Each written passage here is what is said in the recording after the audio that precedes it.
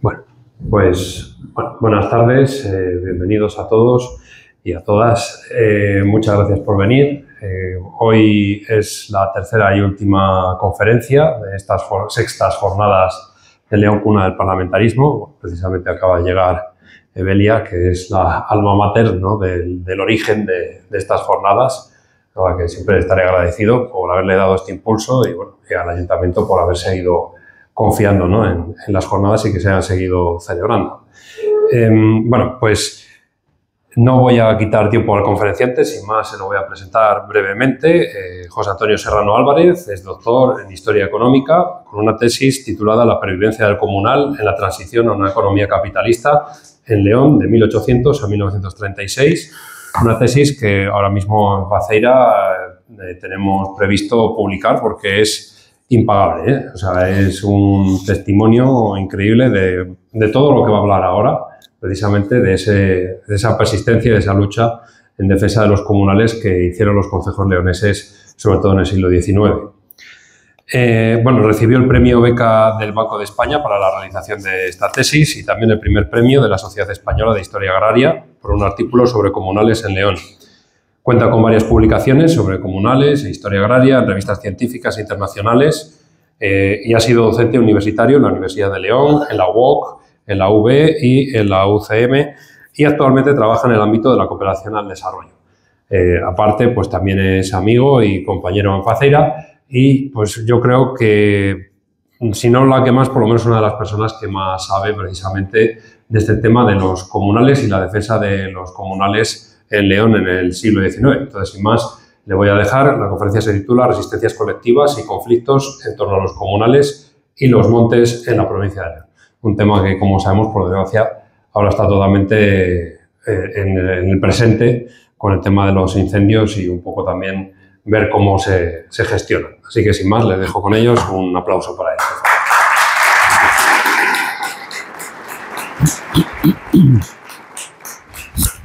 Bueno, pues muchísimas gracias, Ricardo.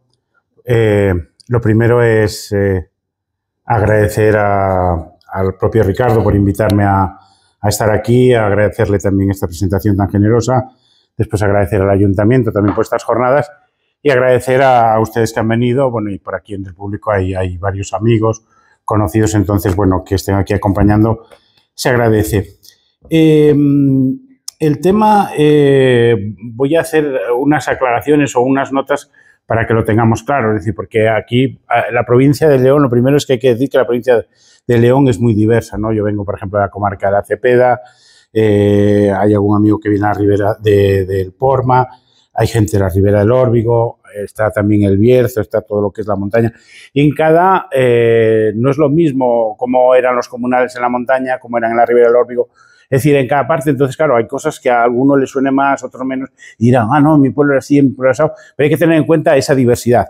Por otra parte, hay que tener en cuenta también otro tema, que del siglo XIX, así como de la época moderna, está Laureano, está María José Pérez, está José María Pérez García, que ha hecho estudios sobre la ribera del Eslo, está Juan Manuel Bartolomé, que ha trabajado sobre el Bierzo, es decir, hay muchísimos modernistas, es decir, se conoce todo lo que ha pasado en el siglo XVII, en el siglo XVIII, pero el siglo XIX es una época que se desconoce casi todo. ¿Qué pasó en la agricultura? ¿Qué pasó?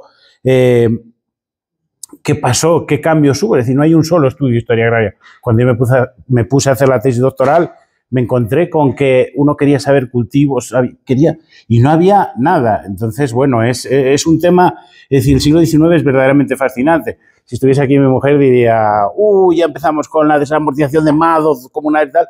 Es decir, los nombres, desamortización, ya suenan como raros, pero el tema ya verán que es verdaderamente interesante. Es decir, porque a veces tenemos una realidad ahí que no vemos. ¿De qué hablamos cuando hablamos de comunales y montes públicos? Es decir, en primer lugar, el término monte público es equivocado. Todo el mundo piensa que el monte es su pueblo porque está deslindado y tal, es un monte del Estado. Mentira, los montes son de los pueblos, después les daré datos, es decir, y les cuento una anécdota para que lo entiendan. En el año la mayoría de ustedes lo recordarán, en el año 1997 el vertedero Santo Venia de la Valdoncina se llenó, hubo ahí un lío, la basura de León tenía que ir a Palencia, Asturias, todos los pueblos por aquí y por allá, la Diputación loca buscando un sitio donde ubicar el vertedero, entonces, o el centro de tratamiento de residuos. Entonces el alcalde de Quintana del Castillo tiene una idea excelente, el alcalde del ayuntamiento dice, no, ya está, Quintana del Castillo, la Veguellina de Cepeda. Entonces, claro, los de Quintana y Almonte empezaron a movilizarse, los de la Veguellina se asustaron, se reunió el Concejo de la Veguellina, la Junta Vecinal de Veguellina, y dijeron, no, nosotros no hemos autorizado nada. Se acabó, ya no hubo vertedero. ¿Por qué? Porque el alcalde de Quintana, es decir, esos montes, el ayuntamiento no tenía nada que decir, la Junta no tenía nada que decir, ese monte era de la Veguellina, ¿y quién lo gestionaba? La Junta Vecinal. Por tanto, no son, digamos, los montes que hay en León, son de los pueblos en su mayoría, no son del Estado, no son de la Junta de Castilla y León. El Estado hace una labor de tutela y no son bienes públicos, es decir, nosotros decimos montes públicos. Un bien público podría ser el aire que se respira, es decir, todo el mundo puede respirar aire que se quiera, que no perjudica a nadie. Los océanos también es un bien público, pero ahí sí, la utilización de los recursos de los océanos sí que puede perjudicar a los demás usuarios. De hecho, hay un problema de agotamiento de recursos, hay problemas de contaminación. El Parque de Quevedo, de aquí, no importa si eres de Murcia o eres de Ferrer, de Cepeda, de mi pueblo, o eres de donde sea, puedes utilizar el Parque de Quevedo. Ese es un bien público. Sin embargo, el monte de utilidad pública número 23 de mi pueblo no es un bien público. Que vayan los de Quintanilla al Monte, Río Frío, a coger setas no quiere decir nada. Que vaya alguien de Río Frío a meter las ovejas, a ver qué le pasa. O que vaya alguien, o que venga alguien de Murcia que dice, no, tenemos una sequía de la leche, traigo las vacas a meterse aquí. ¿Qué pasa? Que si fuera un bien público, ¿podría todo el mundo utilizar ese bien? No, no. Digamos, es decir, es un bien que pertenece a los pueblos, por decirlo de alguna manera. Ahora, eso sí, hay que distinguir entre dos tipos de bienes, que ya el otro día Laureano comentaba alguna cosa. Es decir, por una parte están los bienes comunales, que habrán oído hablar, y por otra parte los bienes de propios. Por ejemplo, imagínense en el siglo XVIII, XIX, una fragua, o más fácil, un molino. Ese molino podía ser comunal y lo utilizaban todos los vecinos por turnos y se iban dando la vez de unos a otros, iban moliendo. O podría darse que el concejo arrendase ese molino a un particular y ese particular cobrase la maquila, digamos, a quienes iban a moler. Entonces, en el primer caso era un bien comunal, pero en el segundo caso es un bien de propios.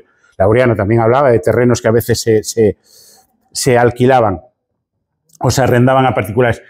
Lo importante es que en el siglo XIX, es decir, estamos hablando que en León hay 1.500 montes que son de los pueblos, 1.500 montes llamados públicos. Hay, a mediados del siglo XIX, la provincia de León tiene una extensión más o menos de 1,5 millones de hectáreas. Estamos hablando que los comunales eran, y ahora está cerca, son 850.000 hectáreas. Eran 850.000 hectáreas. Les voy a dar un dato que seguramente no tienen o no son conscientes. León tiene 991 montes de utilidad pública. Son unas 600.000 hectáreas. Esos son datos sacados de la Junta de Castilla y León. A ellos se suman más o menos unas 140.000 hectáreas de 650 montes que son llamados de libre disposición. Después hablaremos del tema. Si se fijan de esas 600.000 hectáreas, propiedad de ayuntamientos, es decir, por ejemplo, cuando se hizo el pantano de Riaño, los pueblos, los bienes que eran de los pueblos pasaron al ayuntamiento. Entonces sí, hay ayuntamientos como, no sé, Matanza, que son una única localidad, que a veces tienen bienes comunales. Pero de todos esos, digamos, de todos esos 991 montes, solo hay 94 que son de ayuntamientos. 47.000 hectáreas, es decir, en torno a un 8% de la superficie. Y si miramos cuántos de esos montes o cuánta de esa superficie de monte pertenece a la Junta de Castilla y León, digamos que sea como propietaria, son 7.800 hectáreas, un 1,2% de la superficie total. Doy ese dato porque también ese dato ayuda a situarse, es decir, de lo que está pasando incluso con los incendios, ¿no? De quién son los propietarios. La Junta de Castilla y León ya cuando presenta las estadísticas y tal, ya pone propiedad. Cuando es la Junta pone Junta de Castilla y León, propiedad no sé qué tal, pero cuando es propiedad de los pueblos es pone ELM, entidad local menor, pero son las juntas vecinales las que son los propietarios de los pueblos. Y el monte era, es decir, aparte que más de la mitad de la superficie provincial era monte público, por decirlo de alguna manera, el monte era fundamental en el siglo XIX en la organización agraria. Hablamos de una economía orgánica, no existían los abonos orgánicos, no existía maquinaria, la principal fuerza de trabajo era fuerza de sangre, la principal energía era, digamos, el sol. Entonces, en los pueblos, en todos los pueblos, quería hacer una pregunta. ¿Cuántos de los de ustedes que están aquí, cuántos son de un pueblo, han nacido en un pueblo o vienen de un pueblo?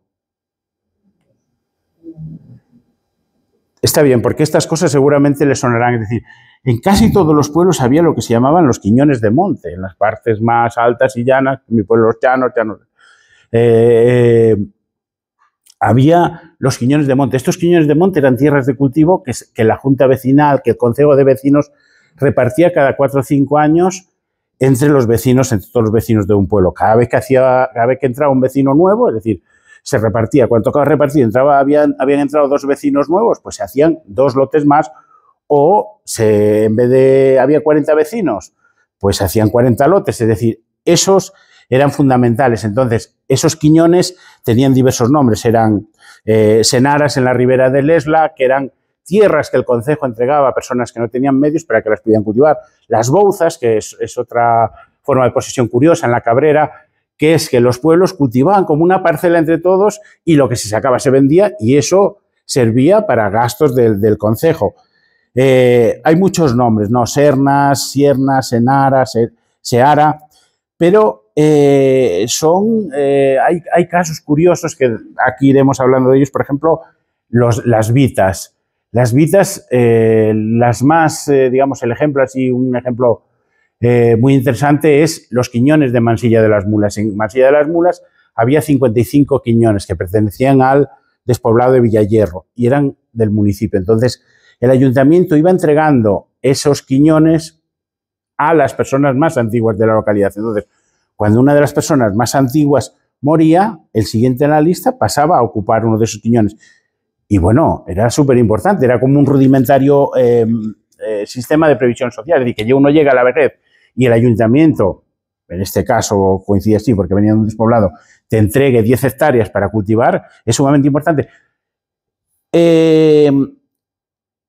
Por ejemplo, en la zona de Gusendos de los Oteros, estos quiñones se llamaban apréstamos o préstamos. Y es curioso la toponimia, y es curioso lo que a veces, cómo ilustra o cómo ilumina la toponimia. Apréstamos, ¿qué quiere decir? Es decir, que era como un préstamo, en este caso sin intereses, pero el comunal era utilizado por todas las comunidades y ahí sí que no había distinción de norte a sur. Como un préstamo, había una época de hambre, pues iba y se roturaba el comunal. Todo eso cambió en el 19 con la llegada de los ingenieros de montes y las prohibiciones, como veremos. Pero era como que, entraban vecinos o había una situación muy de carestía, pues, ¿qué hacía? Se rozaba era talar la vegetación y de ahí quedan topónimos como Las Rozas, Las Rozadas, Las Arrozadas en mi pueblo. Y después lo que pasaba a veces es que cuando se dividían los vecinos se decían, bueno, hay que rozar el monte, se dividía y tal. Después queda el topónimo Arrotos, que le sonará, los arrotos, los arrotones, el arroto de no sé dónde y tal, porque a veces se terminaba consolidando la propiedad de esas tierras que, digamos, que se cultivaban. Pero sí que existía eso en la mayoría de pueblos de la provincia, esos quiñones de monte. Después estaban los espacios, el monte también tenía un espacio de pasto. Casi todos los pueblos había lo que se llamaba el couto, un coto boyal, a la zona de donde había más pasto y digamos que solía ser la ribera de los ríos, estaba el couto destinado para las vacas y el ganado de labor. Y, por ejemplo, en la Cepeda, el resto del monte, pues solía, salvo las tierras de cultivo, centenal o a veces el primer año se sembraba patatas o trigo, el resto era monte bajo que era aprovechado por las ovejas y las cabras. Pero era súper importante este monte bajo. No por todo el mundo tenía 20, 25, 30 ovejas, incluso más, pero esas ovejas daban lana, que era importante, daban un poco de carne, pero sobre todo las ovejas eran importantes porque daban estiércol. Ya les decía, es una economía orgánica, las vacas y las ovejas, el estiércol de los animales era fundamental. No existían los abonos químicos. Entonces, los animales, el mantener los animales era fundamental para mantener la fertilidad de la tierra. Y en la montaña los espacios de pasto eran los puestos de montaña que alquilaban a los rebaños de merinas, y eso les permitía, como en Lario, pues tener un maestro, herrador, guarda, es decir, había concejos que eran verdaderamente ricos. Después, otra parte del monte eran el bosque, por así decirlo, es decir, también del monte se obtenían maderas, leñas y lo que la administración forestal llamaba ramón, que todo el mundo conoce, los fuyacos. Ahora, cuando llegaba el otoño, se cortaban las ramas de roble, se dejaban secar. Cuando había una nevada, las abejas no podían salir, se les daban esos fuyacos de roble a las abejas para alimentarse. En la mayoría de pueblos, es decir, aunque igual ya no queden árboles en ese sitio, existe el topónimo La Devesa. Y eso sí que, si miran el diccionario de Yannick Clement, aparecerá Devesa localizado con B o con V indistintamente. Y La Devesa era un lugar acotado para cortar árboles. Cuando a alguien se le caía la casa, tenía un incendio, solicitaba permiso al concejo e iba a cortar a la Devesa, a cortar esos árboles. En mi pueblo, como en otros muchos sitios, La Devesa acabó como traviesas de ferrocarril y ahora quedan 4 robles, pero sí, hay un sitio que se llama La Devesa, que ahora se está poniendo en plan selvático, pero antes ahí había unos robles que la gente podía disponer. Los bosques eran fundamentales en la montaña, ¿no? Comerciaban, hacían aperos de labranza, comerciaban en la parte sur de la provincia, compraban trigo, pero después había otras muchas cosas, es decir, había pueblos de la Ribera del Torío, de la Cepeda, que elaboraban, como San Feliz de los Lavanderos, que está al lado de mi pueblo, que elaboraban carbón vegetal, que se iban a vender a centros urbanos. Aquí los del Torío venían a León, los de la Cepeda iban a Astorga. O las urces, en épocas de escasez, mi padre contaba, decía, bueno, que iban a cortar urces por la noche para que el guarda no los viese, con un carro de urces bajaban por toda la Ribera del Órbigo, venían particulares, venían panaderías, venían pam, pam, pam, a veces llegaban hasta el Páramo, Santa María del Páramo, y volvían. Eso les permitía, esas urces que compraban, les permitía, digamos, el comprar un saco de harina para amasar, es decir, que eran fundamentales para la supervivencia. Todo eso después ya el Saranto, que se prohibió. Pero después en el monte, es decir, es imposible inventariar todo lo que sacaba del monte, la caza, la pesca, las truchas tan importantes, pero después había familias que no tenían medios que sacaban de ahí bellotas o gamones para alimentar los gochos que criaban, pero después también había gencianas, pero en otros sitios había caleros, es decir, que había una cantidad de esquilmos que se podían extraer en el monte terrible, pero después había otros comunales también que no son menos importantes, las fraguas, los molinos, las cantinas, las escuelas, y después hay una cosa que es súper importante y son las servidumbres colectivas, es decir, que también es algo intangible, pero es muy importante porque, digamos, había como una especie, está la posnera, que la gente podía en terrenos de comunal sembrar castaños y recoger el fruto. Estaba la derrota de Mieses, que en un momento dado se abrían los campos a que todas las ovejas pudieran pastar, o incluso en el otoño los prados se abrían. Pero después había, por ejemplo, lo que yo he llamado solidaridades, el espigueo, la rebusca, es decir, cuando se levantaban las mieses, las familias más pobres podían ir a recoger las espigas que quedaban pocas, pero alguna quedaba, la rebusca. Cuando se sacaban las patatas, había familias que podían ir y recoger las patatas que quedaban en las tierras. Mi padre contaba, digo, bueno, pero es tan importante la rebusca, y decía mi padre, dice, joder, pues imagínate, dice, calculando que por término medio apañaban 6-7 kilos, es muy poco, 6-7 kilos es nada, una bolsa grande. Dijo, pero durante 15 días de rebusca, esa familia eran unos 100 kilos, 3 sacos pequeños de patatas. Calculando un consumo de 1,5 kilos, hagan el cálculo. Es decir, esa familia tenía para alimentarse 2 meses con frutos que si no iban a quedar, y a la gente le parecía bien que eso también se prohibió. Lo que quiero decir es que por una parte estaba el régimen comunal y por otra parte estaban esas solidaridades que eran como 2 caras de la misma moneda. Es decir, no se puede ver la organización comunal sin ver las solidaridades. Entonces, estas solidaridades, había más, el palo de los pobres, o cuando una res se accidentaba, los vecinos estaban obligados a comprar. Y estaban en las propias ordenanzas. Aquí yo tengo anotado aquí las ordenanzas de Río Frío, de Órbigo, que está al lado de mi pueblo, de 1702, es decir, principios del siglo XVIII, decía que si acaso sucediere desgraciarse una res vacuna en la becera de manera que no tenga una res, se reparta libres entre los vecinos de dicho lugar y han de pagar la libra 10 maravedís y no más. En las ordenanzas de Burón, dicen, de 1821, estamos principios del siglo XIX, Dice, una de las costumbres de este pueblo es que llegado el caso que algún morador haga casa, los demás le ayuden a tal. Entonces dice, bueno, los que tengan pareja, que le ayuden o no sé qué, los que no tengan, que le ayuden. Las ordenanzas de huelga de Garavalles que han tomado todo el año, dice que si algún vecino de este lugar cayese malo de manera que no pueda acudir a coger su pan y pastos, que el concejo tenga en cuenta de se lo hacer guardar. Es importante esto porque Laureano decía, por ejemplo, dice, no, yo me recuerdo que en mi pueblo no sé qué. Dice, claro, pero es que eso sigue existiendo, es decir, alguien se le... estas solidaridades se mantienen, es decir, los ganaderos se juntan para ayudar a desparasitar. O, por ejemplo, otro día hablaba con un amigo que está en el público y decía que se había enfermado uno del pueblo donde él vive con la mujer, justamente ahora tienen que recoger el lúpulo y todo el vecindario se había movilizado para que esa persona no le quede el lúpulo en la tierra. Eso, es decir, sigue habiendo individualismo, sigue habiendo todas esas cosas, pero eso forma parte de una mentalidad. Entonces, claro, cuando el régimen liberal intenta cambiar todo eso, una mentalidad no se cambia de un día para otro, no se cambia de un momento para otro. Es decir, que no es folclore, es decir, esa mentalidad, incluso aunque hoy siga habiendo mucho individualismo, esas cosas permanecen.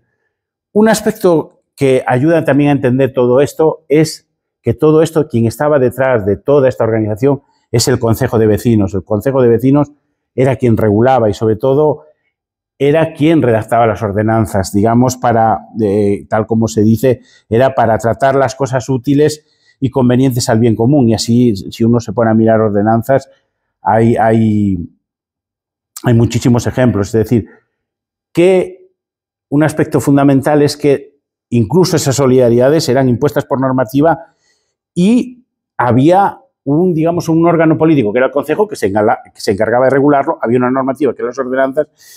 Y después, por ejemplo, los comunales siempre han estado como un poco desnostados y de hecho en León tenemos aunque había un ordenamiento comunitario fuerte, siempre hay el dicho de la burra de todos la come el lobo. Y eso no es cierto, es decir, todo, digamos, ha habido una polémica, digamos, a nivel internacional cuando en Inglaterra todo esto de la privatización de los comunales empezó en el siglo XVIII en Inglaterra. Entonces ya empezaron a decir, bueno, es que los bienes, un tal Joy decía, si uno introduce una vaca en un prado, el vecino va a introducir otra, el pasto se agota y tal. Entonces, bueno, después vino Harding con la tragedia de los comunales, pero en realidad no hay tal tragedia porque parten de un supuesto, como ya les decía, que cualquiera puede introducir una vaca en el monte o en el couto. Y eso no es así, es decir, porque otro elemento clave, es decir, aparte de la vigilancia que hacía el Concejo, las ordenanzas, era una llave de todo esto, era el acceso a la vecindad. En el siglo XVII contaría Laureano que, y aquí las ordenanzas de Burón lo dicen de 1751, que se exigía, por ejemplo, el pago de 100 ducados de vellón a aquellos forasteros que quisieran avecindarse en el pueblo a través del matrimonio. Y además tenía que haber un informe del Concejo, de no sé qué, que era de buena conducta. Es decir, que era muy difícil en sitios donde había recursos hacerse vecino de allí.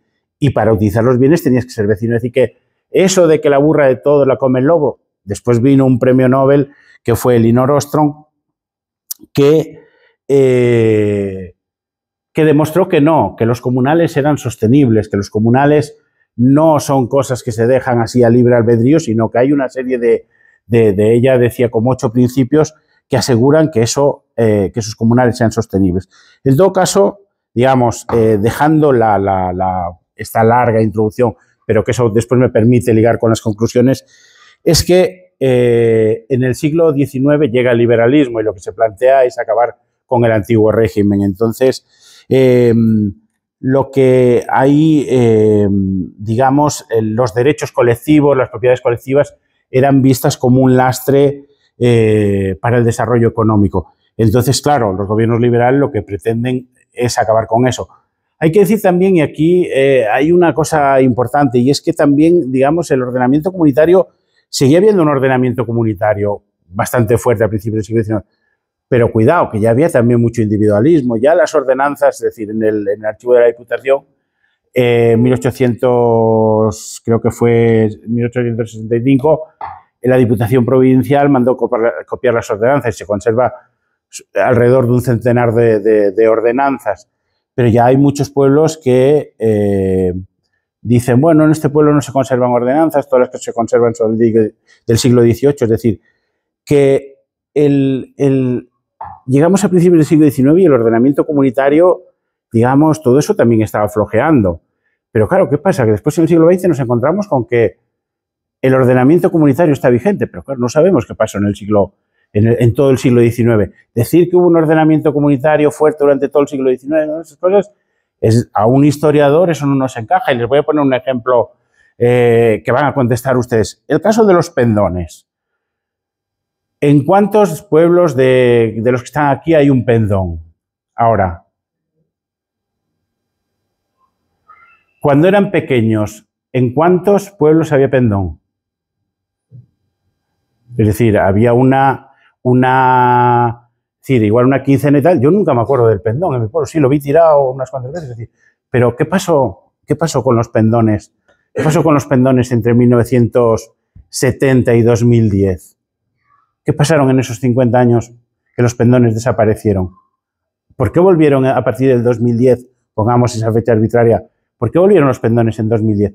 ¿Son los pendones ahora un fenómeno urbano o son un fenómeno rural? Es decir, los pendones en mi pueblo es gente que trabaja en León, que va, no sé qué, el pendón, vamos acá, allá, pero es gente que trabaja en la ciudad, que no trabaja en el campo.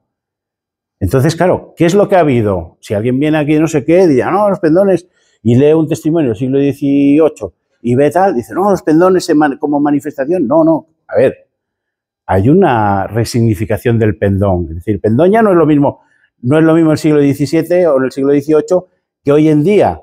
No quiere decir que no sea un símbolo, no quiere decir, sino que ha habido una resignificación.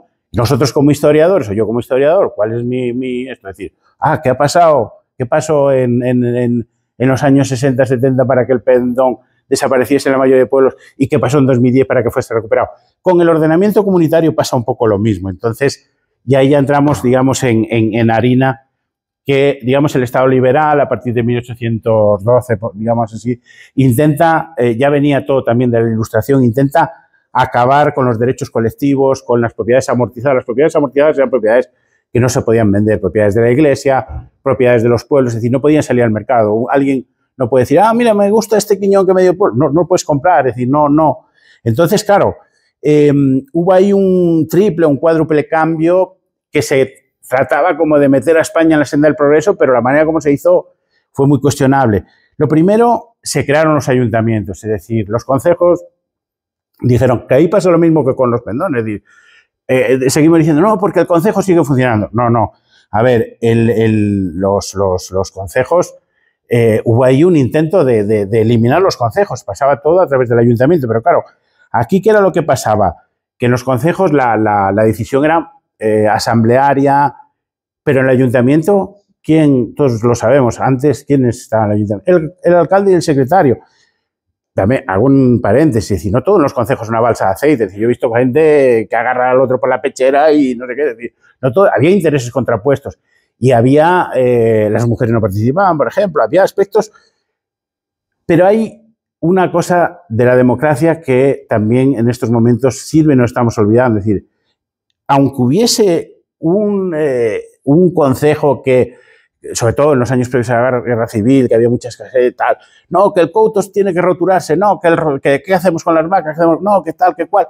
Sí, la gente a lo mejor acababa en concejo a empujones y agarran tal, pero lo que solía suceder dentro del concejo, que eso es también lo que sucede en democracia, es decir, que aunque haya discrepancias, hay que buscar consensos. Entonces, dentro del concejo, esa manera de funcionar, digamos, es democrática porque hay una búsqueda de consensos. En el ayuntamiento la cosa es otra. El alcalde dice, yo mando, yo ordeno y mando. Flores de Quiñones, que después hablaré de él también, dice, él escribió un libro sobre el régimen local de 1924 y dice que para los vecinos los ayuntamientos no tenían razón de ser. En 1924 decía, saben que están compuestos por un determinado número de personas a las órdenes del cacique y que solo aceptan sus mandatos sin preocuparse de los intereses del municipio, sino de los suyos propios. Que tienen un secretario hábil conocedor de la ley municipal, con poderosos amigos políticos. Es decir, que el ayuntamiento funcionaba de manera diferente a los concejos. Pero claro, con la creación de los ayuntamientos, todos los trámites, el intermediario entre los vecinos de los pueblos y el Estado y la administración pasan a ser los ayuntamientos. Y le retiran después aparecerán las juntas vecinales porque vieron que no pudieron acabar con ella. Pero todas las atribuciones que tenían las juntas vecinales, los concejos, pasan a los ayuntamientos. Incluso, que ahí, por ejemplo, se podía discrepar, las juntas no tenían capacidad. Incluso la Diputación de León hizo una consulta a la sección de gobernación del Consejo de Estado para ver si las juntas vecinales podían imponer sanciones o castigar las infracciones si alguien en relaciones comunales. Y el Consejo de Estado dijo que no, que quien tenía que hacer eso eran los ayuntamientos. Entonces, claro, ahí había mucho mamoneo. Por una parte, los ayuntamientos, es decir, esa ya fue una primera agresión, digamos, a los vecinos de los pueblos y tal. Por otra parte, aparece una nueva idea de propiedad, es decir, aparece la idea de propiedad, se quiere una propiedad plena, libre de cargas, y lo van a entender con el ejemplo que les pondré. Y hay que abrir la mente, porque nosotros tenemos la idea de propiedad. Este cuaderno es mío y yo puedo hacer lo que quiero y puedo romper tal. Si yo tengo una tierra, yo puedo sembrar patatas, trigo, lo que sea, pero en el antiguo régimen la propiedad no estaba tan cosificada. Es decir, podía darse que en el monte de mi pueblo los vecinos de Villaviciosa tuviesen derecho a cortar leña, los de Río Frío tuviesen derecho a meter las ovejas, el monte era de Ferreras. Claro, eso la administración dice, bueno, pero vamos a ver, ¿quién es el propietario del monte? Nos preguntamos, no, el propietario, no tenemos, no podemos pensar como hoy yo soy el propietario de esta tierra, no. En el antiguo régimen, en el siglo XIX, digamos, antes del liberalismo,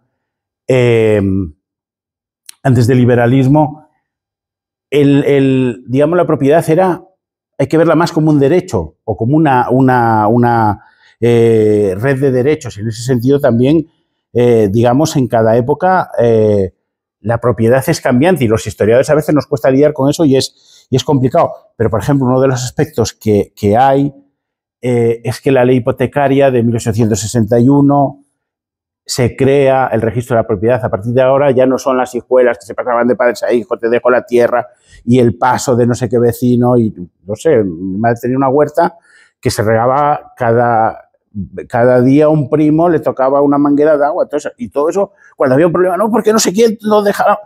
Había que ir a las hijuelas, no ibas al catastro, que fue creado más tarde, no ibas al registro de la propiedad, es decir, estaban las hijuelas. ¿De quién era la manguera? ¿De quién era la fuente? ¿De quién? Bueno, la propiedad hay que, digamos, como abrir la mente y hay que verla como un derecho, por decirlo de alguna manera. Por otra parte, digamos, otra cosa que fue muy importante en el siglo XIX es la venta de las propiedades de los pueblos. Es decir, con la desamortización se intentó poner en venta los montes de los pueblos, las propiedades amortizadas, y se intentó sacar al mercado esas tierras que los campesinos pudieran acceder. No sucedió. Y después, otro aspecto súper importante es que en 1853 se crearon los ingenieros de montes y los montes que eran de los pueblos pasaron a ser tutelados por el cuerpo de ingenieros de monte recién creado. Entonces, claro, los pueblos ya no podían decir, queremos romper, no, necesitas el permiso de la administración, queremos meter, no, necesitas el permiso. Entonces, claro, la administración que vio el potencial de León, vio un potencial para pinos increíble, no lo pudo pero lo que querían era producir madera. Incluso en algunos casos, decían que el haya era como una especie a liquidar, no sé la terminología que utilizaban, pero era como pusieron dos sequerías en la provincia para tener semillas de pino, y lo que querían era una en Lillo, donde está Pinar de Lillo, y otra en Tabullo, y lo que querían era pinos. Entonces, claro, todo eso es una agresión muy fuerte a los pueblos. Aparte, en lo que se refiere a la venta de los patrimonios de los pueblos, ya antes había lo que se llama desamortización olvidada. Con la ocupación francesa de la provincia, muchos sitios, Valencia-Juan es un ejemplo, documenté, claro, como pasaron los franceses, no sé qué, pues los ayuntamientos se endeudaron. ¿Cómo se desendeudaron? Vendiendo propiedades comunales. Entonces, ya eso limitó mucho, y en la montaña, en toda la provincia, ya se vendieron muchos comunales. En la desamortización eclesiástica también, es decir, en la desamortización eclesiástica eran fincas de la iglesia, pero no la finca de la iglesia. A veces arrendaba pequeñas fincas, pero arrendaba a los concejos. Y los concejos repartían, hacían todas esas cosas de acuerdo al ordenamiento comunitario. Entonces, claro, cuando se desamortizaron las fincas de la iglesia, también los pueblos y los vecinos salieron perjudicados. Y aquí en este caso, es decir, los chanchullos que se hicieron fueron terribles. Está la correspondencia del Marqués de Montevirgen, archivo de la Diputación, y hablan claramente, dicen, aquí por ejemplo le escribe Gabriel Balbuena, que después se quedó con el coto de Villaverde Sandoval, que fue muy problemático, que dice: me han molido, unas veces no parecía el alcalde, otras se ocultaba el procurador y otras, en fin, que se reunía un perito y faltaba el otro. Estaban bien prevenidos por los magnates y si quise convertirlos y reducirlos, a mi opinión, tuve que darles 3 duros a cada uno y media onza al escribano. Estos polvos surtieron los maravillosos efectos narcóticos del opio y desde entonces se puso el camino tan llano que no dimos un solo tropezón. Es decir, había chanchullos, había corrupción. Entonces, claro, cuando se vendían las propiedades estas de los pueblos, hubo otro proceso que es muy farragoso y no voy a explicar. La abolición de los señoríos. Estamos hablando de quitar las cargas feudales. Entonces, claro, los señoríos dijeron, hay que abolir los señoríos y esa propiedad también pasa a ser, puede ser desamortizada. Claro, ¿qué dijeron los pueblos? Joder, que si nos quitan esto, nosotros pagamos un foro, pagamos una cosa, si lo abolen, claro, esto quizá lo privaticen. Entonces lo que hacemos es reconocerle que sí, que en verdad ahí hay una carga, ahí hay un foro. Pero estas cargas, como dice un famoso antropólogo, a veces ni se sabe de dónde salen. A veces venía el señor conde, el señor marqués que visitaba el pueblo y le regalaban unas gallinas, un saco de trigo, un saco de patatas. Después al año siguiente volvía o decíamos, ostras, que hay que mandarle al marqués el trigo, el saco de patatas, el no sé qué. Bueno, se convertía como una costumbre. Pero claro, ¿qué pasó con estas cosas? Que después esas cosas que eran como que se daban como de forma desinteresada, al final se convirtía como una costumbre y todos los años había que mandarle al marqués el saco de patata, las gallinas, nada. Claro, ¿qué pasó en el siglo XIX? Que con la abolición de los señoríos, ahí había una carga señorial, no había una carga señorial. Lo que hizo el Estado fue, bueno, si los pueblos dicen que no hay una carga señorial y que se montes de ellos, que presenten los títulos de propiedad. Claro, los pueblos no eso. El lío se formó en la Segunda República. Y ahí Vicente Flores de Quiñones, que era notario y que era una persona, un jurista muy sabio, ayudó a que se aboliesen los principales foros como el de Villamor de Riello, que habían nacido de esas cargas. Entonces, claro, le costó caro porque después, bueno, hay gente que dice que no están así, pero lo desterraron a Córdoba y hay una parte de la familia que dice, bueno, don Vicente se equivocó en esas cosas porque en realidad él tal... No, él conocía la realidad de los pueblos, conocía todas esas cosas y hizo lo que consideró justo en ese momento de apoyar a los pueblos y consiguió que se aboliesen prestaciones señoriales. Pero antes se había intentado en el siglo XIX. Por cierto, Vicente Flores de Quiñones tiene una plaza en Riello, pero no tiene, por ejemplo, una calle en León y es un auténtico desconocido. Bueno, y después está la desamortización de Madó. La desamortización de Madó fue un ministro de Hacienda, necesitaban dinero. Bueno, vendemos los bienes de propio, las propiedades de los pueblos. En realidad en León se vendió nada, muy poco, un 5% de la superficie. ¿Por qué no se vendió? Porque las mejores fincas que salieron al mercado eran las fincas de la iglesia. Ahí sí que hubo tiros por quedarse con las fincas de la iglesia. No era racional comprar montes poco productivos, es decir, hay montes que quedaron sin licitadores. Por ejemplo, uno de los montes que salió a subasta, 1838, fue el Pinar de Lillo. Si se hubiese vendido hoy no quedaría como esa joya, pero ¿a quién le interesaba comprar un pinar ahí en el medio de la montaña?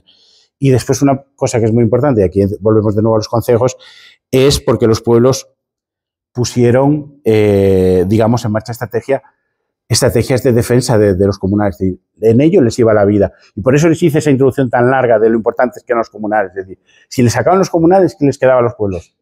Marchar. Es decir, irse a León, o a Barcelona, a Madrid, a sitios donde hubiera industria, porque también en el siglo XIX estamos en ese periodo de puesta en marcha de ferrocarril, todo el proceso de esa revolución industrial, ¿qué les hubiese quedado a los pueblos si les privatizan el monte? Entonces, lo que hicieron los pueblos fue defender esas propiedades con uñas y dientes.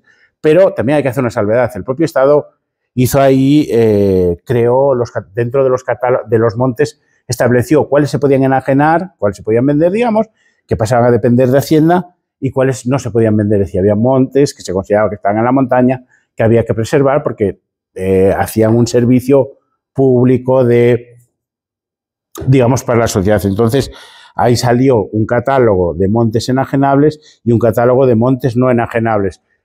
Esos catálogos se revisaron en 1897 y 1901 y los montes enajenables pasaron a ser montes de libre disposición que los pueblos podían disponer libremente, y el otro pasó a ser el catálogo de montes de utilidad pública. Es decir, que ya el propio Estado preveyó que no se vendiese todo a lo loco y tal, y que se conservasen algunos montes. Después, otra de las cosas que el Estado hizo fue los expedientes. Se daba a los pueblos la posibilidad de que solicitasen, pusiesen en marcha un expediente de excepción de la venta. Es decir, si ese bien había sido un coto boyal, cumplía una serie de requisitos, que había sido utilizado gratuitamente, se les daba la posibilidad a los pueblos, podían solicitar la excepción de la venta. Claro, aquí nos encontramos con que los pueblos sí, y yo revisé ahí para que se hagan una idea, los pueblos acudieron en masa. En el Archivo Histórico Nacional se conservan los libros de registro de las solicitudes de los pueblos, es decir, ahí van registrando, tal pueblo presenta tal. Se conservan hay registradas más de 450 solicitudes entre 1859 y 1866, pero hay 3 años, 1861 a 1863, que están perdidos, es decir, que seguramente hubo más de 1000 de pueblos que acudieron a decir, no, esto queremos que se exceptúe de la venta. ¿Qué pasó? Y es decir, yo estudié algún expediente que se conserva, Santiago del Molinillo. El Estado rechazaba esta tal, porque en primer lugar pedían que se hiciese a través del ayuntamiento, pero claro, ¿qué pasaba también con los ayuntamientos? Con los ayuntamientos, no solo el caciquismo, sino que a veces el alcalde del ayuntamiento no traga al presidente de la Junta Vecinal, no traga tal, entonces claro. Pero bueno, al final la mayoría de estas solicitudes se resolvieron a finales del 40 o 50 años más tarde, pero claro, por el medio ya había montes y cosas que se habían vendido, bienes que se habían vendido. Después también hubo compras colectivas, y ese es un aspecto súper curioso. Las compras colectivas son muy difíciles de documentar, es decir, no hay documentación, hay que ir a los archivos de los pueblos. Pero aquí, yo, por ejemplo, en la Segunda República, que también hay una parte de la reforma agraria que estuvo centrada en el rescate de comunales, entonces el Instituto de Reforma Agraria dio ventajas a los pueblos para que comprasen los comunales, para la abolición de los señoríos. Entonces, por ejemplo, el caso de los vecinos de Juaría de las Matas compraron la dehesa de Santiago de la Aldea. 92 vecinos pusieron 650.000 pesetas de la época, estamos hablando de 1932, con un préstamo obtenido del Monte de Piedad de León, con garantía hipotecaria de la finca y responsabilidad solidaria de cada uno de los compradores. Claro, ¿qué fue lo que pasó en León? A diferencia, por ejemplo, de Cataluña, los catalanes, no sé, bueno, son más listos o tienen otra mirada más comercial. Es decir, cuando en Cataluña se vendía un monte y lo compraban varios vecinos, se establecía una sociedad de copropietarios. A veces no acababan bien, no sé si han visto el documental de Thor, que acabaron casi todos muertos, es decir, un monte que lo compraron entre 10 o 12 personas, que después hubo problemas porque una de las condiciones que se ponía a tener casa abierta, al final una persona se quedó con todo y lo terminaron matando y hicieron, creo que una plataforma de estas, se hizo un documental, hay varios libros y tal. Pero claro, cuando llegaron las estaciones de esquí, hubo gente que se enriqueció. Imagínense si los de Juarilla hubiesen dicho, bueno, vamos a hacer una sociedad de copropietarios y cada uno si hay 92 vecinos o lo que sea, cada uno es propietario de un porcentaje del monte. No, lo que se hicieron es, bueno, pasa a ser de todos los vecinos, hay que tener casa abierta y tal. Fueron como unas fórmulas comunalizadoras. Y eso se compraron también muchos otros montes en la provincia, pero en la provincia de León. Es decir, había un ordenamiento más o menos fuerte, funcionaba, como os decía, ese ordenamiento que hacía que no fuese necesario decir, no, a cada vecino le corresponde tanto. Entonces, digamos, por eso se explica que hubiese tan poca desamortización de mano. Y después, por ejemplo, hubo violencia contra los compradores. Es decir, si alguien de un pueblo que a lo mejor quiere comprar el monte, pues, oye, las amenazas, pero ¿cómo documentas eso? Pero, por ejemplo, hay quiebras que se supone que son fraudulentas. Una de estas quiebras es los quiñones de Mansilla, de Villayerro, que les comentaba, unas 500 hectáreas que salieron a la venta 4 o 5 veces y en cada ocasión el comprador quebraba. Joder, pues a lo mejor había una estrategia de decir, bueno, tú tira ahí como en una subasta hasta que te quedes, y después quiebras, no pasa nada, es decir, si eres insolvente, tal. Entonces, bueno, en Mansilla sigue habiendo comunales gracias a eso, a que se defendieron, aunque fuera una estrategia un poco peculiar. Por cierto, ¿saben cómo se llama la prisión provincial, ¿no? Centro de Villayerro, que por cierto está mal escrito, sería con Y, pero está ahí en esos terrenos que en el siglo XIX se protegieron o se defendieron. Y después, por otro lado, ya está lo que es la parte de la intervención de los ingenieros de montes. Y ahí también fue muy, muy terrible, ¿no? Porque los ingenieros llegaron como un elefante en una cacharrería y decían, vale, el Monte León, 1.500 hectáreas de monte, aquí se va a hacer lo que digamos nosotros. Entonces, hay una visión, los campesinos que ven el monte como producción de madera, leñas y agricultura, pastos y tal. Los ingenieros no quieren saber nada de los pastos y quieren montes productores de madera. Hay un choque grande, es decir, y aquí se opta por una política represiva, es decir, ¿que quieres madera? ¿Es que alguien quiere madera? No, eso dirá la derecha, vete a la subasta, es decir, se intenta como introducir el mercado en los montes. Entonces, y se ponen planes de aprovechamiento forestal. Los planes de aprovechamiento forestal era como un estadillo de lo que produce el monte, de pastos, de ramón, de no sé qué. Se hacen planes de repoblación forestal, como les dije, había 2 sequerías, una en Tabullo, otra en Lillo, pero todo eso fracasó, digamos. Un aspecto que se presentó muy problemático es el deslinde de los montes, es decir, ellos querían que el monte, es decir, si el monte número 23 es de Ferreras, Valdeja Agregado es de Ferreras, Villaviciosa, nada.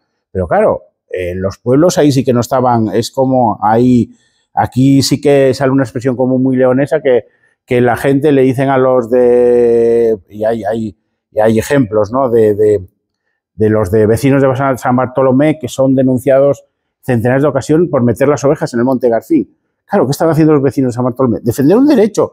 Es decir, aquí viene el guardia y le dice, no, aquí esto. Entonces sale la expresión esta, digamos, de leonesa para decir, bueno, ¿quieres que hagamos esto? Bueno, sí por los cojones, porque tú lo digas.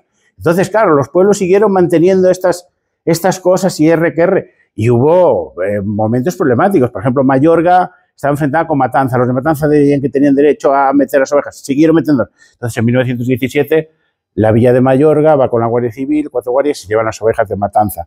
Entonces, los vecinos de Matanza se reúnen en consejos y deciden ir por la fuerza a enfrentarse a la Guardia Civil. Por suerte, los más viejos convencieron a los jóvenes que no era la manera y tal, porque, por ejemplo, en Yeste, en Albacete, sucedió algo parecido. Hubo una ocupación de fincas en los años, justamente en 1936, unos días antes de la Guerra Civil, reclamaban unos comunales, los pueblos, hubo una ocupación, llegó la Guardia Civil, se llevó a 4 o 5 detenidos, todos los del pueblo de Yeste, 2.000 o 3.000 personas los acompañaron porque tenían miedo que los pudiesen torturar y tal. Al llegar al pueblo, en el ayuntamiento, con todos los empujones, los va a ir bien, a un Guardia Civil se escapa un tiro, muere un campesino, entonces la gente, hubo una hecatombe, mataron a un Guardia Civil y hubo como 20 campesinos muertos, tal, y todo eso no son episodios muy conocidos, pero bueno, aquí en León no llegó a haber ese tipo de enfrentamientos, pero por ejemplo eso de Matanza es muy parecido. ¿Y cómo se buscó, digamos, escarmentar a los pueblos? Pues era denunciaban por todo, los guardas, es decir, por ejemplo, para que se hagan una idea, a un vecino de Burón, por cortar sin autorización 2 pies de haya, con el fin de componer el tejado de una casa que se había venido abajo por efecto de las nieves, se le impuso una multa de 229 pesetas y 75 céntimos, 230 pesetas por cortar 2 hayas, porque lo curioso es que las hayas habían sido tasadas en 3 pesetas. Entonces, claro, todo esto que consiguió la administración, poner a la gente en contra, es decir, la administración no quería saber nada de los guardas, ni de la administración forestal. Entonces, empezaron por ignorar los planes de aprovechamiento forestal que tenían que rellenar cada año. Dijeron, bueno, nada, pasamos, entonces los denunciaban. Entonces, era un toma y daca, y los planes de aprovechamiento forestal son interesantes porque por nuestro dice, joder, una estadística forestal, pero los planes de aprovechamiento forestal era toda una mentira, es decir, como Madrid les exigía que tenían que hacer como una estadística del monte, los ingenieros inventaban los datos y tal, y tú te pones a comparar y dices, joder, en Quintana del Castillo, la estadística en este municipio, en los planes de aprovechamiento forestal recoge que hay 2.000 ovejas y la estadística ganadera recoge que hay 10.000, y todo así era todo, o las minas, tú haces un consumo estimado, miras estadísticas de consumo de maderas y dices, bueno, 35 metros cúbicos y dices, se están consumiendo no sé cuántos miles de metros cúbicos al año. Entonces era todo una mentira, como ironizaba un profesor gallego, dice, son estadísticas ficticias que solo sirven para confundir a los historiadores 100 años después. El resultado fue que se mantuvo el uso tradicional del monte, es decir, la administración forestal tuvo que transigir, porque también aquí hay otras cosas, es decir, los pueblos eran, es decir, los vecinos de los pueblos siguieron a suyo, pero también utilizaron los resortes del poder local, es decir, hicieron que, por ejemplo, los ayuntamientos no tramitasen las denuncias. Bueno, al fin y al cabo eran gente de lo tal. Entonces, por ejemplo, amargamente se queja un sobreguarda, el capataz de Almanza, el ingeniero jefe, le escribe una carta y dice, le participo que en esta, habla de Cebanico, en esta no hacen caso de sacar la licencia para los ganados. Dice, ya no hacen caso, pues dicen y asegura que no se va a hacer ninguna efectiva y que cuantas haga, tantas van a echar abajo. Y después aquí hay otro que dice que, bueno, que dice, se atreven a manifestar en otro pueblo, creo que ACEA, Capataz dice, se atreven a manifestar cara a cara que cuanto hacemos y denunciemos será una paparrucha y que todo quedará en proyecto. Es decir, la gente, y después también los vecinos de los pueblos acuden a la Guardia Civil. Cuando hay una empresa que contrata la administración forestal que se extralimita, cuando saben que hay un guarda forestal que está vendiendo maderas para las minas, sacando maderas para las minas, cuando ven que hay un capataz, acuden a la Guardia Civil. Es decir, la Guardia Civil terminó denunciando a 15 o 17 empleados forestales en todo este periodo por irregularidades. Y después, sobre todo, es decir, aquí lo que era, que eso también quizás sirve para ahora, es decir, que la realidad es que el distrito forestal en León no tenía personal. Traigo esto porque a veces se habla de Soria, pero les voy a dar un dato. Hacia 1880, en León había 4 ingenieros y 10 guardias. Contando una superficie forestal en aquella época catalogada de 490.000 hectáreas, a cada ingeniero le correspondía supervisar 120.000 hectáreas y a cada guarda 50.000 hectáreas. En Francia, pongamos que era otro tipo de monte, a cada guarda le correspondían 342 hectáreas por término medio, pero por ejemplo, Soria, esa provincia pequeñita y tal, dice, tenía un ingeniero y 4 capataces más que León. Es decir, a cada ingeniero le correspondían 21.000 hectáreas, a León 121.000, y unas 7.500 hectáreas a cada capataz. En León decíamos que eran 50.000. En Segovia pasaba lo mismo, son cifras parecidas. Es decir, claro, ¿cuál es la diferencia de León con Soria y con Segovia? Que en Soria y Segovia los montes predominantes eran pinares, y eso se interesaba a la administración. Es decir, la administración forestal nunca puso medio. La administración forestal, eso sí, tenía una retórica de decir, bueno, todo es culpa del funesto egoísmo de los ganaderos. Pero bueno, los ganaderos, ¿a cambio de qué se tenían que sacrificar? ¿A cambio de que venga una empresa a cortar la madera? Es decir, eso también suele pasar, ¿no? Que es un poco que a veces se piden sacrificios a cambio de nada. Y en este sentido hay una cosa que es interesante cuando se habla de la privatización, cuando yo les hablaba de la privatización y todas las privatizaciones que se decían que eran necesarias para el progreso. Aquí hay que hacer una reflexión, y hay un historiador inglés que a mí me gusta mucho, Edward Thompson, que dice que lo que se argumentaba en el siglo XIX es que el mercado pedía tierras, pero sucede a menudo que no es el mercado, que es el interés de unos pocos. Es decir, a veces escuchamos, leemos en los medios de comunicación, el mercado pide bajar los tipos de interés o pide subir los tipos de interés. No, a veces el mercado se utiliza como máscara, ¿no? Como si el mercado fuera una fuerza neutral que pide. No. Es decir, a veces lo que vemos es que el mercado se utiliza para enmascarar intereses particulares. Es decir, que esto será fabuloso para el bien de la nación. Destruir el Valle de Riaño para hacer un pantano es fabuloso para la nación, para los agricultores de páramo. Pero pues la realidad es más jodida. Es decir, lo que resulta es decir que quien se beneficia de un pantano a costa de la destrucción de todo un valle son las empresas hidroeléctricas, ¿no? Es decir, que eso sucede a menudo. Y también, ya que hablamos de empresas eléctricas,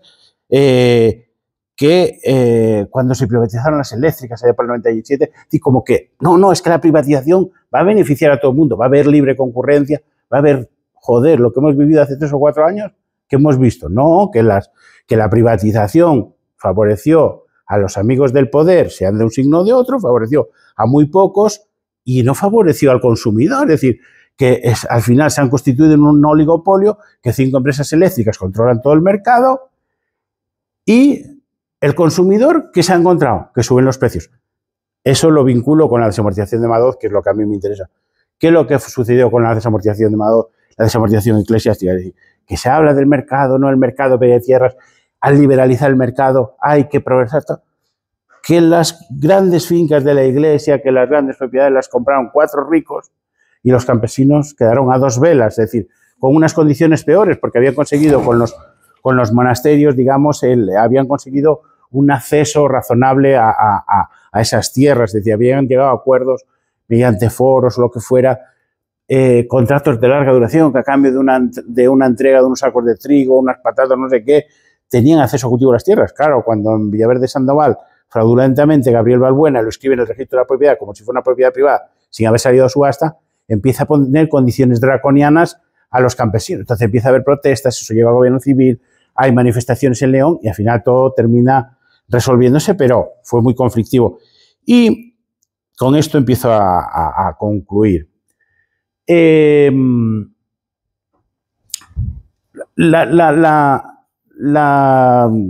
Decir que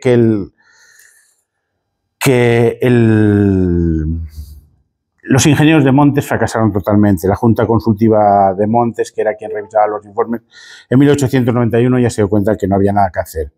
Pero también fue en parte por la resistencia de los pueblos. En 1891, el ingeniero jefe de León escribió una carta diciendo que, así tal cual, dice que la anarquía reinaba en la ejecución de los montes de la provincia. Traducido al román paladino, la gente hacía lo que le salía de sálvase a la parte. Entonces la Junta Facultativa dice: comprendemos los motivos que se haya tenido que renunciar a los intentos de implantar los principios de la ciencia en los mejores montes de la provincia, pero no podemos daros el aumento que pedís.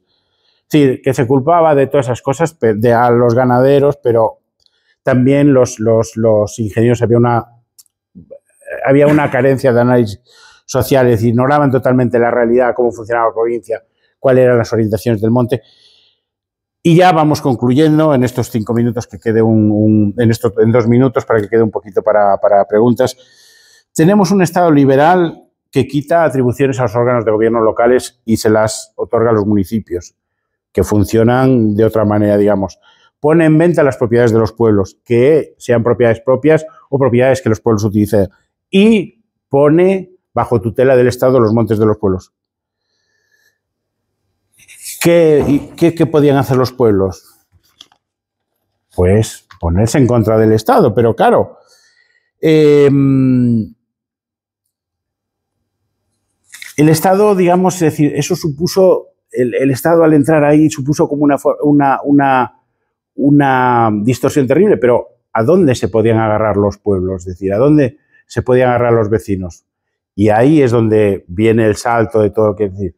Y eso no lo digo yo, es decir, eso lo dice Elías López Morán, que era un jurista nacido leonés, nacido en Canseco y que trabajó muchos años de notario en Gijón, lo dice Vicente Flores de Quiñones, es decir, la gente se agarró al ordenamiento, a lo que ya tenía. Entonces, es decir, bueno, aquí lo único, o vamos todos, o remamos todos en la misma edición, por decirlo de alguna manera, o vamos o volvemos aquí a los consejos, tomar la decisión y hacemos frente todos juntos, o si no, si vamos uno por uno, nos acaban machacando. Es decir, no se trataba de hacer cada uno una guerra por su cuenta, decir, este vecino, voy a meter las ovejas en el monte del pueblo de al lado porque tenemos ese derecho. No, se trataba de ir todos y si te denunciaban, remar todos en la misma dirección. Entonces,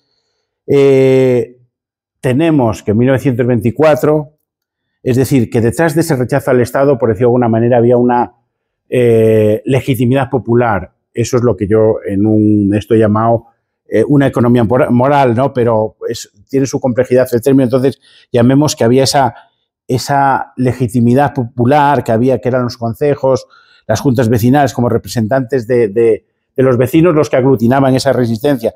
Y llegamos a 1924 y dice Flores de Quiñones, les voy a leer 2 citas, ya con esto acabo, dice, habla respecto a los concejos, dice: Ellos continúan rigiéndose por sus antiguas y veneradas costumbres, acudiendo por defecto a redactar contratos privados que allí tienen generalmente tanta eficacia como una escritura pública de constitución de una sociedad. Siguen tomando ellos mismos los acuerdos que consideran necesarios y ejecutándolos su alcalde pedáneo, ayudado por los vecinos, conscientes de la importancia enorme que entraña para ellos el régimen de la comunidad. Y dice Elías López Morán, dice, el concejo entiende en todo lo que afecta al régimen tal, hace el libro del pueblo, el reglamento que toma acuerdos semanales acerca del pasto de los ganados.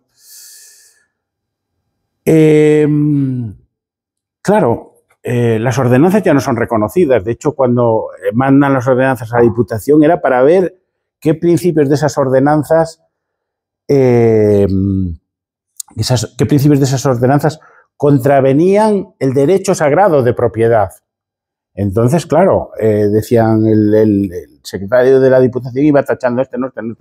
Pero claro, se encuentra que en Burón, en lo de ayudar a los vecinos y tal, dice, se mantiene por ser acuerdo constituido entre todos los vecinos. Entonces, claro, la manera de cortocircuitar eso, aunque las ordenanzas ya no sean reconocidas, los vecinos se tienen que adaptar a la nueva realidad. ¿Cómo se adaptan a la nueva realidad? Pues firman acuerdos privados que tenían validez, o se promovían ordenanzas locales que estaban en línea con el estatuto municipal. Por ejemplo, yo para la tesis estuve mirando el archivo de Maraña, Lario y tal, y encontré cosas muy curiosas. Por ejemplo, en Maraña hay las ordenanzas para la excepción de aprovechamientos comunales, o ordenanzas ganaderas, ya solo son ordenanzas ganaderas, pero se trata lo mismo que trataban las ordenanzas de siglos anteriores. Otro acuerdo muy bueno es lo que sucede, lo que se recoge en las actas de Concejo del Lario de 1873. La mayoría de vecinos reunidos en concejo recogen o acuerdan una serie de bases sobre la organización ganadera, la selección de sementales, la organización del pastoreo y las beceras. Y claro, dicen, quien infrinja estas normas será expulsado de esta sociedad, digamos, de ganaderos. Pero claro, como estaban todos los vecinos, ¿quién iba a contravenir? Entonces, digamos como que se llega, hay otra manera de organizarse, ya son acuerdos privados. Entonces, aquí en 1914, ya pegamos un salto grande desde 1833, la práctica total de los vecinos del Lario reunidos, reconociendo que las antiguas ordenanzas no se adaptaban a las necesidades presentes y reconociendo la imperiosa necesidad de reglamentar la vida económica y promover la riqueza pecuaria, es otra terminología, aprobaron las ordenanzas por las que se habrá de regir la sociedad de ganaderos del Lario. Dice, y estas ordenanzas otorgan a la Junta Administrativa, es decir, a la Junta Vecina de dicho pueblo, las facultades y los más amplios poderes para gobernar en todos aquellos asuntos relacionados con la organización ganadera. Es decir, había cambiado la manera de hacer los acuerdos, ya no son las ordenanzas, pero lo que se mantiene, digamos, es el régimen comunal y el interés de la colectividad.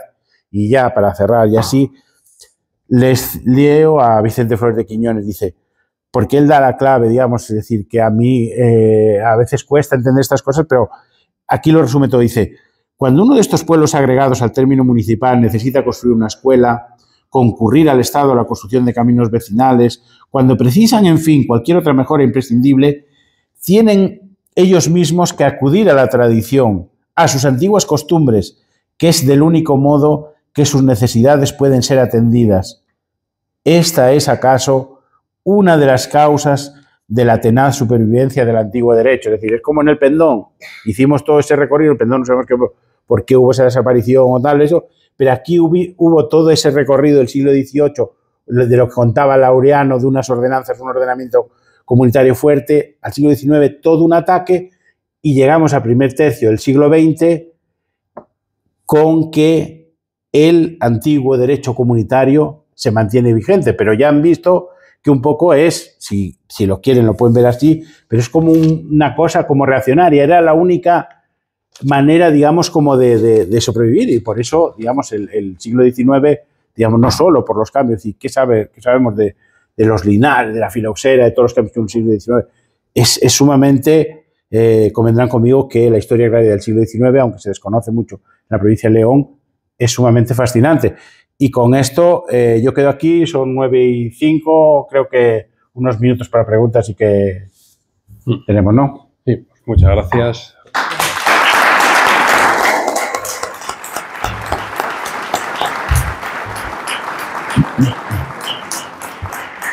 Y sí. Una pregunta, le quiero dar las gracias, porque yo me pienso de orden. Y lo de la historia del pueblo no tenía ni puñetera idea. Me ha encantado decir que eres de las carreras. Gracias. Es dar las gracias porque me ha encantado la charla, la conferencia que nos ha dado sobre los pueblos. Porque yo vine muy pequeña para León y lo que es la vida de los pueblos no. Y más sagrada del mío. Muchas gracias. Pues si hay alguien que quiere hacer alguna pregunta. ¿Qué es lo que ocurrió con las cañadas? Que resulta que estaban las cañadas reales, pero se han quedado mermadas. Se las han ido comiendo unos y otros. Claro, también ahí lo que se asiste a partir de la primera mitad del siglo XIX hay una demanda grande de tierras, es decir, hay un crecimiento demográfico muy grande. Entonces, claro, sucede que ahí en las cañadas, digamos, quien supervisa, entiendo yo, es la Mesta, y ahí ya no están tan encima los concejos. Entonces, a veces también lo que sucede es que se va ganando, los propios vecinos iban ganando terreno al comunal, a veces también, en los montes, en las denuncias. Van moviendo, a veces el monte público llega hasta aquí, van moviendo los mojones para tratar de hacer más grandes las tierras de cultivo, todas esas cosas. Entonces, yo creo que con las cañadas, al no haber una supervisión, digamos, como de la Mesta o de algún organismo, es decir, se fue como los propios vecinos a veces, porque también sucedió que no lo dije, pero cuando el Estado, más bien digamos, cuando los guardas forestales eran que ponían una denuncia tan bestial a alguien que cortaba un pie de roble, vaya, o metía las ovejas a pastar sin los permisos, claro, que eran los vecinos, y no podías denunciar a un vecino. Entonces, es raro, es rarísimo, muy raro, no aparece en los libros de denuncia.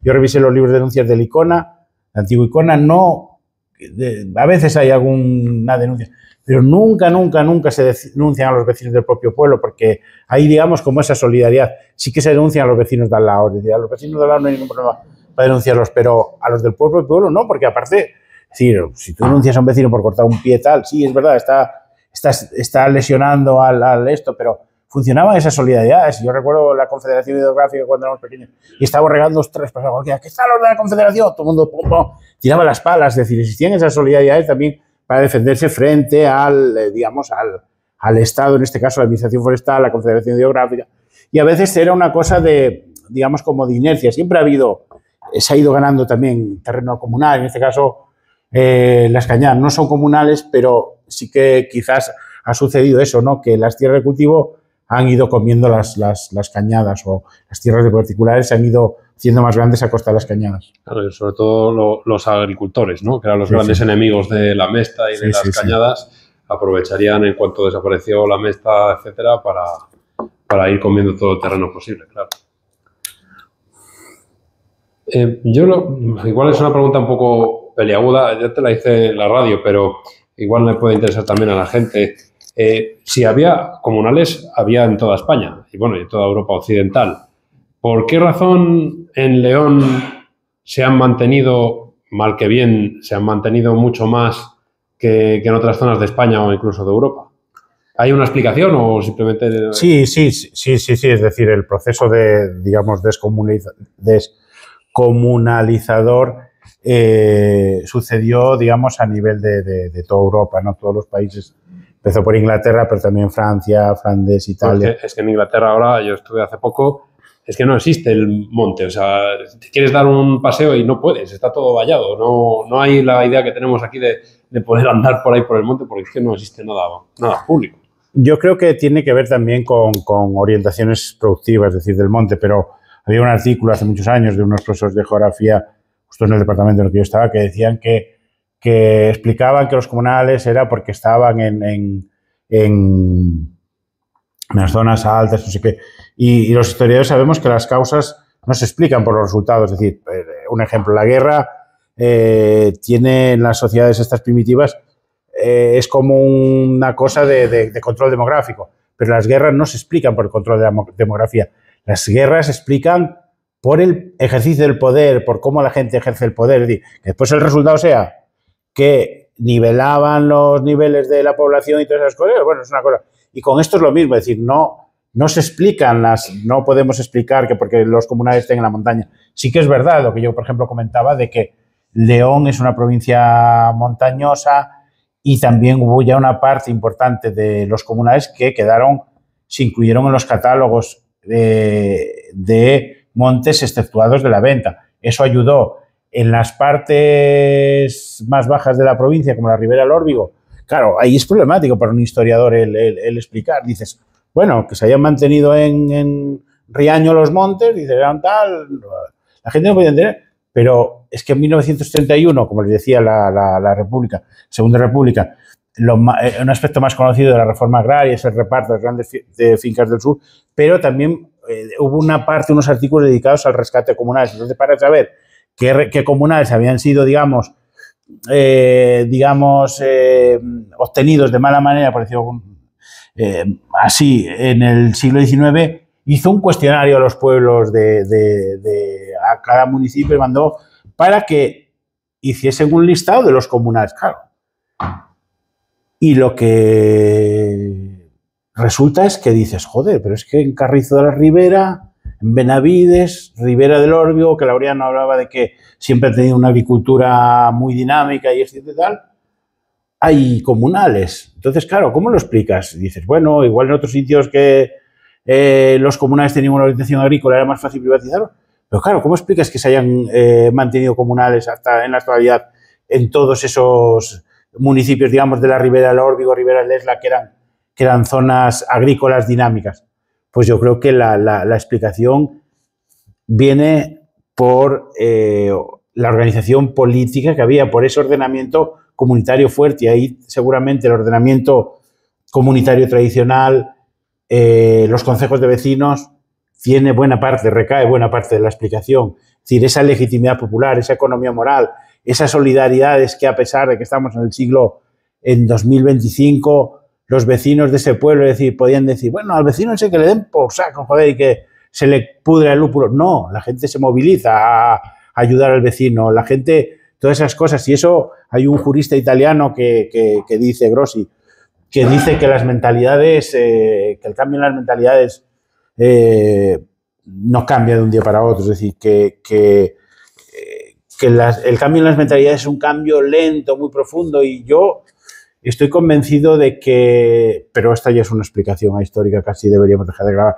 es un chiste, pero es una explicación un poco histórica, pero yo creo que sociedades como las sociedades leonesas, digamos, es decir, hay unas cosas de solidaridad, hay unas cosas que se mantienen, digamos, es decir, a lo largo de milenios, y que eso ya se remonta a lo medieval y que se remonta a tal, y que incluso cosas como el machismo o el papel de la mujer que tienes, es decir, sí, no estaban en los concejos, pero todo el mundo, siempre lo digo, todo el mundo que es del pueblo sabe que, y siempre lo digo así, que la viga maestra que sostenía cada una de las casas del pueblo era una mujer. Yo tenía muchas veces esta discusión con mi padre, y siento así decirlo, pero mi madre trabajaba 10 veces más que mi padre trabajaba, es decir, pero mi madre nos cuidaba a nosotros, hacía las comidas, lavaba la ropa y trabajaba las tierras.